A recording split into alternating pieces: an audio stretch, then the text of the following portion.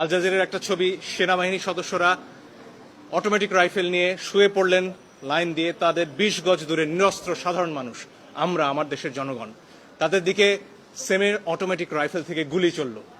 এর দৃশ্য দেখার পরে আসলে বাসায় বসে থাকার কারো কোনো সুযোগ নেই। আমাদের যার যার অবস্থান থেকে প্রতিবাদ করতে হবে, এবং একজন আইনজীবী হিসেবে সেই কাজটি করার জন্য আজকে আমরা আদালতে এসেছি।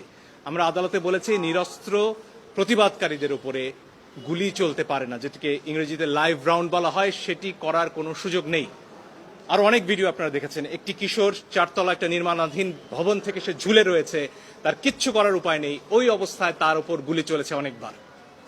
আপনারা দেখেছেন রিয়া গোপ তার বাবার কোলে গুলিবিদ্ধ হয়েছে, আরেক শিশু সে তার চোখ দিয়ে গুলি ঢুকেছে, মাথার পেছন দিক দিয়ে বেরিয়ে গেছে। জিজ্ঞেস করুন সে কোথায় ছিল, তার বাসায় ঘরের ভেতর জানালা দিয়ে বাইরে তাকিয়েছিল, এই তার অপরাধ।